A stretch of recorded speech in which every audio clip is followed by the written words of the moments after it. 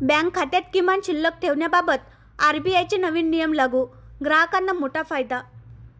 प्रत्येक बँक खातेधारकाला त्याचे खाते सुरळीतपणे चालवण्यासाठी प्रत्येक नियमाचे पालन करावे लागते. यामध्ये किमान शिल्लक नियमाचे पालन करणे देखील आवश्यक आहे. आता RBIने किमान शिल्लकबाबत नवीन नियम बनवले आहेत, ज्याचा थेट फायदा बँक खातेधारकांना होईल. RBIच्या या नियमाबद्दल बातम्यांद्वारे जाणून घेऊया. बँकिंग व्यवस्था सुव्यवस्थित ठेवण्यासाठी RBI वेळोवेळी नवीन नियम आणि कायदे लागू करत आहे. आता RBIने बँक खात्यामध्ये किमान शिल्लक ठेवण्यासाठी एक नवीन अपडेट जारी केले आहे.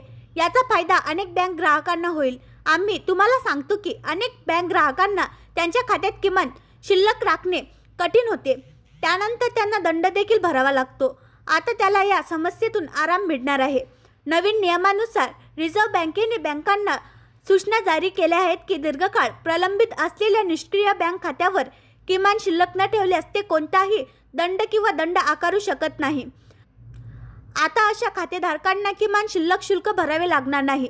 RBIच्या मते ज्या खात्यामध्ये 2 वर्षांहून अधिक काळानंतरही कोणताही व्यवहार झालेला नाही, ती खाती निष्क्रिय आहेत.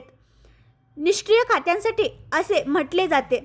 जर बचत खात्यात आणि चालू खात्यात 2 वर्षापेक्षा जास्त काळ कोणताही व्यवहार झाला नाही, तर ते खाते निष्क्रिय खात्याच्या श्रेणीत गणले जाईल, असे RBIने म्हटले आहे. आपल्या अद्ययावत परिपत्रकात RBIने स्पष्टीकरण दिले आहे आणि बँकांना शिष्यवृत्तीची रक्कम किंवा थेट लाभ हस्तांतराच्या उद्देशाने उघडलेली खाती निष्क्रिय खाती म्हणून वर्गीकृत केली जाऊ शकत नाहीत, याची खात्री करण्याचे निर्देश दिले आहेत. अर्थात अशी खाती 2 वर्षांहून अधिक काळ वापरत नसलेली असू शकतात. बँकांना असे करण्याची परवानगी नाही. RBIने स्पष्ट केले आहे की कोणतीही बँक निष्क्रिय खात्यात किमान शिल्लक राखण्यासाठी RBI नियम न ठेवल्याबद्दल दंड किंवा दंड आकारू शकणार नाही. जर एखाद्याला अशी खाती पुन्हा सक्रिय करायची असतील तर कोणतेही अतिरिक्त शुल्क आकारले जाणार नाही.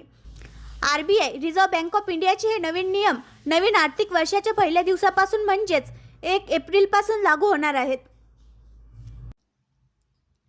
आणखी नवीन व्हिडिओ पाहण्यासाठी आमच्या देशमुख एक्सप्रेस न्यूज चॅनलला सबस्क्राईब करा, लाईक करा आणि शेअर करा.